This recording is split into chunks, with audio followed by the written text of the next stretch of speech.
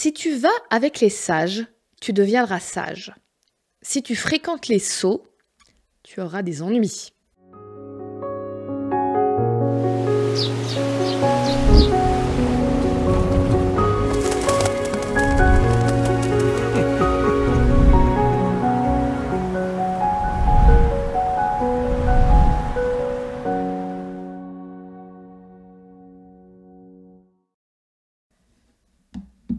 Je vais paraphraser ce que dit ce texte. Parfois, on aime bien se sentir le plus intelligent de la pièce. C'est confortable d'être celui qui a fait le plus d'études, ou d'être celui qui est le plus curieux, ou celui qui a le plus étudié un sujet et de pouvoir étaler sa science et que tous les regards soient vers vous. Oh, il est beau, il est fort, il est intelligent.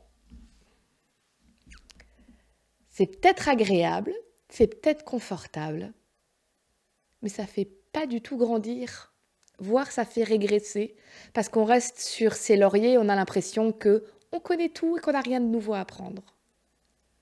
Par contre, ça peut être très challengeant de se retrouver tout d'un coup avec des gens beaucoup plus calés que nous sur le sujet. Ça nous rend humbles, ça nous remet à notre place, mais j'espère que ça nous donne aussi l'envie d'aller plus loin et d'apprendre de ces gens-là. Voilà ce que dit ce texte. Allez chercher des gens qui vont vous stimuler, qui vont vous faire grandir. Pour moi, un des exemples les plus frappants de ça, pour le comprendre, c'est ce qu'on appelle les MMORPG.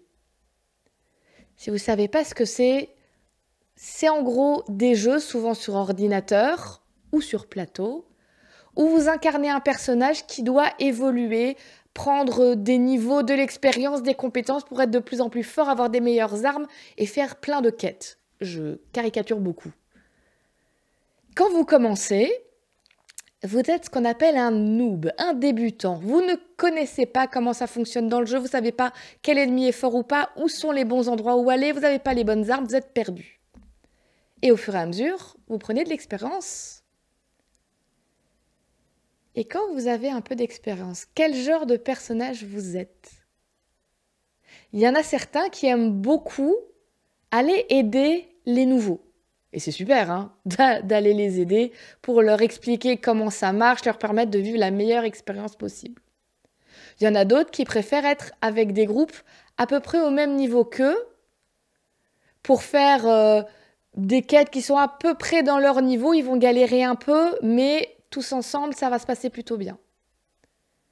Puis tu en as certains qui vont se mettre dans des guildes et dans des groupes plus forts qu'eux, où ils vont galérer, mais où ils vont prendre beaucoup d'expérience et évoluer assez vite. Et alors là, en jeu vidéo, vous faites comme vous voulez, il n'y a pas de bonne ou de mauvaise solution. Mais la vie, c'est un peu comme ça aussi. Ok, on ne le voit pas qu'on gagne des niveaux d'expérience ou des nouvelles compétences, il n'y a pas un petit message pop-up qui apparaît pour nous le dire. On ne voit pas les stats qui augmentent. Pourtant, c'est quand même le cas. On prend de l'expérience de vie, on développe des nouvelles compétences, des nouvelles capacités, des nouvelles qualités.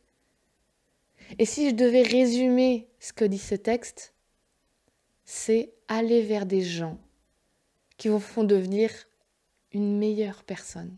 Des gens qui vous tirent vers le haut. Vous savez ce qu'on dit? Une connaissance vous dira toujours que vous avez tout bien fait.